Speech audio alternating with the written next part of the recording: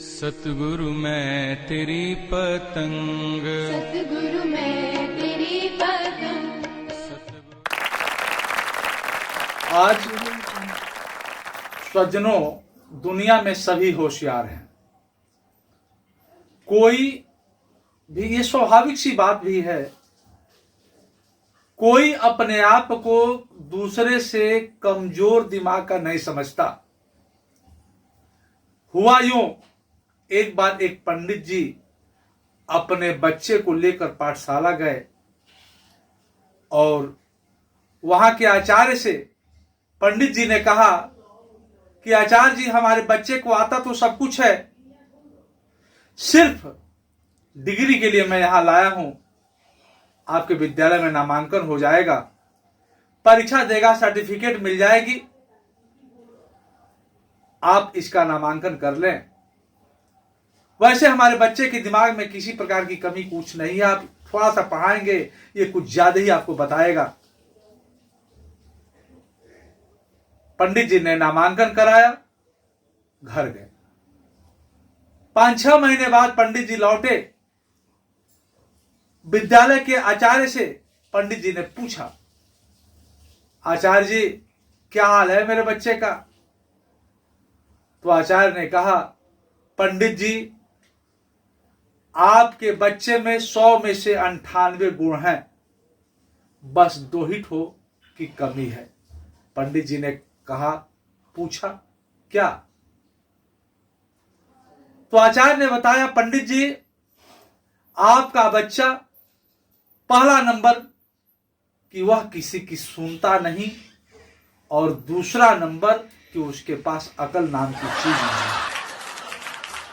सज्जनों, यही तो हाल है समाज में।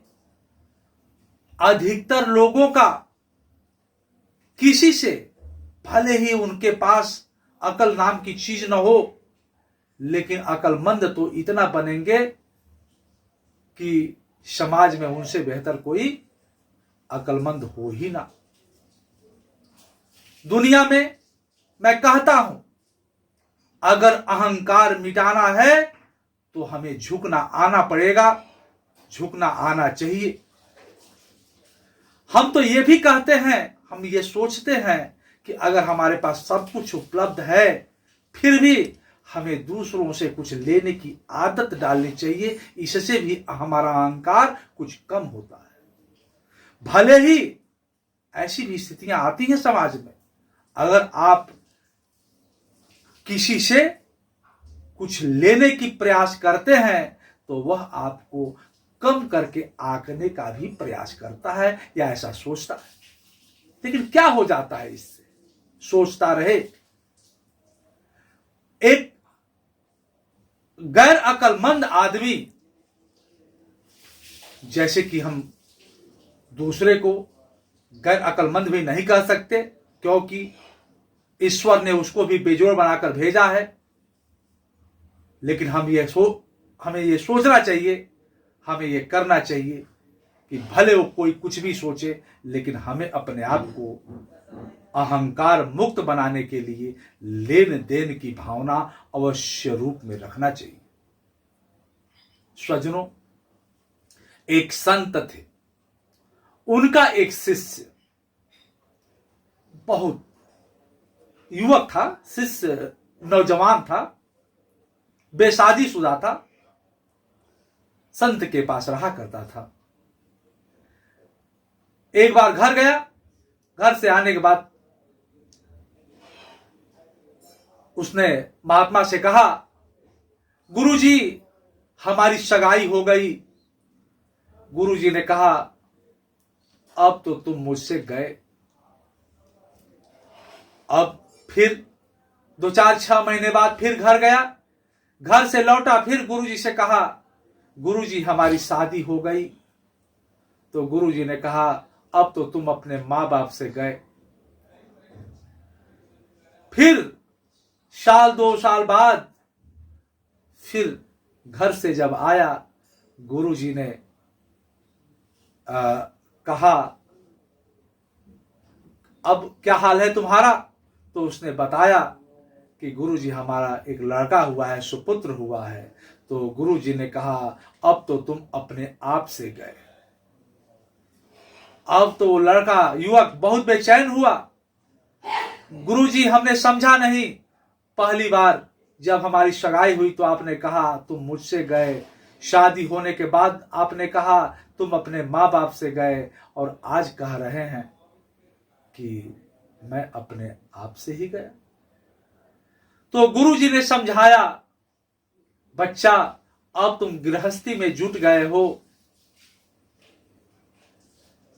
चूंकि ये माया है, ये आसक्ति है, और आसक्ति के चक्कर में जो आ जाता है, आसक्ति ऐसी चीज है कि जो हमें इससे बाहर नहीं निकलने देती।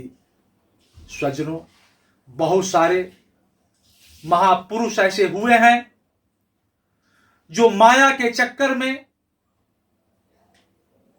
अपनी बहुत लंबी लंबी तपस्याओं को भंग कर चुके हैं, चाहे वो पहले की बात कहें या वर्तमान समय की बात कहें।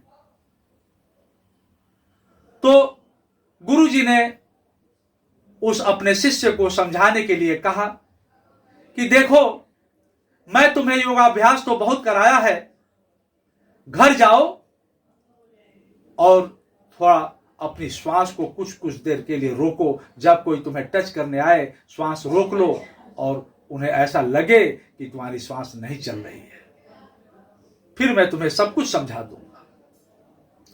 हुआ ऐसा ही, शिष्य अपने घर गया और घर जाने के बाद उसने अपनी श्वास रोका, लेट गया, श्वास रोका। घर के लोग आए, हाथ रख रहे हैं शरीर पे, श्वास नहीं चल रही है, क्या हुआ इसको? फिर दूसरे सज्जन आए, तीसरे सज्जन आए, सब लोग ऐसी प्रक्रिया कर रहे हैं। जब लोग आ रहे हैं तो श्वास रोक लेते थे और लोग चले जाते थे, श्वास ले लेते थे। ऐसे कर करके जितने लोग आए और उन्हें जब श्वास का ऐसा परिवार वालों को आभास हुआ कि उनका सांस नहीं चल रहा है, तो सब परेशान, रोना पीटना शुरू हो गया। अब गुरुजी के पास संदेशा गया। गुरुजी आए और उन्होंने कहा कि एक कटोरा दूध लाओ, इसमें थोड़ा मिश्री डालो और उसको खूब चलाओ, और फिर गुरुजी ने अपने हाथ में लेकर वो कटोरा उस शिष्य के 7 बार घुमाकर कटोरे को और ऐसे ही कुछ मंत्र बोलकर, और गुरुजी ने कहा कोई कर तो ले पैपान, लाल बच जाएगा। और इस बात को कहते हुए लड़के के पिताजी से उन्होंने कहा कि ये कटोरे का दूध पी लीजिए, लड़का तो बच जाएगा लेकिन आप मर जाएंगे। यानी ये कटोरे का दूध पीने वाला मर जाएगा लेकिन लड़का उठ जाएगा, लड़का जी जाएगा। अब लड़के के बाप, अरे गुरुजी, जो होना था वो तो हो ही गया, जिसका जब लिखंत होगा वो तो मर ही जाएगा, अब इसमें हमें दूध पीने की क्या जरूरत है। लड़के का बाप अपने आप को अलग कर लिए। फिर गुरुजी ने लड़के के मां से कहा कि माताजी आप तो पी लीजिए, आपका बेटा बच जाएगा। तो फिर माताजी ने कहा, अरे गुरुजी, हम अगर पी ली और मर गई तो हमारे पति की सेवा कौन करेगा? हमारा तो धर्म ही टूट जाएगा, हमारा धर्म ही बिगड़ जाएगा। तो फिर गुरुजी ने कहा लड़के के पत्नी से, अरे बिटिया तुम ही पी लो, तुम्हारा पति बच जाए। तो लड़के की पत्नी ने कहा, अरे गुरुवर, हमारे माँ बाप के पास इतना धन दौलत है कि मैं वहां जी जाऊंगी, रह लूंगी, मैं ऐसा कार्य नहीं कर पाऊंगी कि नई उम्र में ही अपनी जान दे दूं। अब वहां पास पड़ोस के जितने लोग आए थे वे सोचे कि कहीं अब ये गुरुजी, ये महात्मा हम लोगों को न कहने लगे ये दूध पीने के लिए यहां से निकलना ही उचित है, यहां रहने से तो फंस ही जाना होगा। और गुरुजी ने यही कहा, कोई कर तो ले पैपान, लाल बच जाएगा। लेकिन कोई वहां रुका नहीं, घर वाले तैयार नहीं हुए। तो महात्मा ने कहा घर वालों से कि क्यों ना इस दूध को मैं ही पी लूं। तो घर वाले बड़े खुश, आहा क्या बात है मुनिवर, संत तो होते ही हैं परोपकार के लिए, आप अगर मर भी जाएंगे तो हम लोग आपकी मूर्ति बनवाएंगे, वहां मेला लगवाएंगे, हर साल आपको याद किया जाएगा, बहुत सारे यज्ञ होंगे, हर कार्य कराए जाएंगे। मुनिवर, इससे अच्छा कार्य आपके लिए कोई दूसरा नहीं होगा। अब चूंकि उस दूध में तो कुछ था नहीं, महात्मा ने दूध को पी लिया। एक डकार लेते हुए महात्मा ने उस लड़के से कहा, उठ जा बेटा, तूने देख लिया संसार। और जब लड़का उठा और तब उसने सब कुछ, चूंकि अब वो समझ चुका था और उसके मन में ये जो परिवार के प्रति आसक्ति थी, सचनों में कहता हूं सारे महापुरुषों ने यही तो कहा है, आसक्ति होनी चाहिए, लगाव होना चाहिए, सब कुछ होना चाहिए, लेकिन सावधानी पूर्वक। हम तो ये देखते हैं, समाज में ऐसा देखा जाता है, बहुत सारे लोग ऐसे होते हैं जो, सोचिए ना, हम क्या लेकर आए थे, क्या लेकर जाएंगे। पत्नी भी निभाएगी तो घर के द्वार तक, मित्र भी निभाएगा तो श्मशान तक, पुत्र भी निभाएगा तो अग्निदान तक, आगे तो हरि का नाम ही है साथी, आओ हम सब मिलकर गाएं। लेकिन जो हमारे साथ जाना है उसके चक्कर में कोई नहीं है। हम अपने बच्चे के लिए, अपने बच्चे के बच्चे के लिए, हम अपने पूरे परिवार के लिए व्यवस्था कर दें, तभी तो हमको जाने में सुकून मिलेगा। मरेंगे तो शांति के साथ मर पाएंगे। अरे स्वजनों, जीना सीखना है तो बुद्ध से सीखना होगा, और मरना सीखना है तो महावीर से सीखना होगा। बहुत लोगों ने, बहुत दुनिया में सारे लोग, अधिकतर लोगों ने तो अपने परिवार के लिए ही जिया। लेकिन क्या आप सोचते हैं ऐसा कि आपके परिवार वाले आपको याद रख पाते हैं? 2-3 पीढ़ी ही तो याद रख पाती है, 2-3 पीढ़ी बाद आपका नाम ऐसे गायब होता है जैसे मैं क्या कहूं। आपको ऐसे भुला दिया जाता है कि आपने जैसे कुछ किया ही नहीं। ये स्वाभाविक सी ही तो बात है, इसमें कोई नई बात नहीं है। हम सब कुछ करते हैं, ये आसक्ति बस करते हैं, लेकिन सब कुछ करना हमारे लिए जब तक जीते हैं तभी तक के लिए रहता है।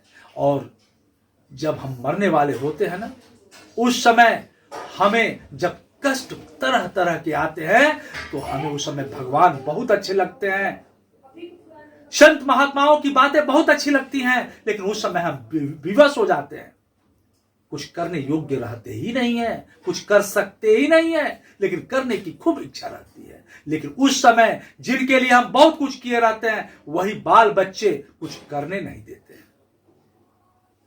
यहां तक कि खूब इमारत हमने बनाया, और जब हम मरने की स्थिति में आए तो उस इमारत से हमें बाहर करने में हमारे ही बच्चे देर नहीं करते। लेकिन हम ये नहीं कहते कि हमें परिवार के प्रति लगा, हमारी जो सांसारिक है, परिवार के प्रति जो दायित्व है उसे तो करना ही है, लेकिन साथ ही साथ हमारे हाथ बंद नहीं होने चाहिए दान करने के लिए। हमारी मस्तिष्क काम ऐसे न हो कि कम करता हो भगवान को याद करने के लिए। तो इसलिए भगवान को याद करना हमारा, जैसे हम परिवार के लिए जी रहे हैं उसी प्रकार अपने लिए भगवान को याद करना भी हमारा धर्म है, हमारा कर्तव्य है। और बिना दान दिए हमें अपने जीवन में, अगर हम सोचें कि कुछ हम पुण्य कर पा रहे हैं तो यह भी एक मुश्किल कार्य होगा। इसलिए हमें अपने जीवन के लिए, जीवन के परिवर्तन के लिए, जीवन में अमूल चूल एक परिवर्तन आ सके, इसके लिए हर प्रकार से हमें कर्तव्य करना चाहिए। और स्वजनों, आगे भी बहुत सारा वीडियो अब लगातार मिलेंगे आपको, लेकिन मैं आपसे एक विनती करूंगा, निवेदन करूंगा कि आप इन बातों को अपने पास ही तक न रखिए, इसको आगे भी प्रेषित करिए। अच्छा लगता हो लाइक करें। आप अपने विचार कमेंट्स बॉक्स में जाकर हमें बतावें, जिससे हमें और कुछ बोलने में, बताने में सुविधा मिल सके। इन्हीं शब्दों के साथ बहुत बहुत धन्यवाद।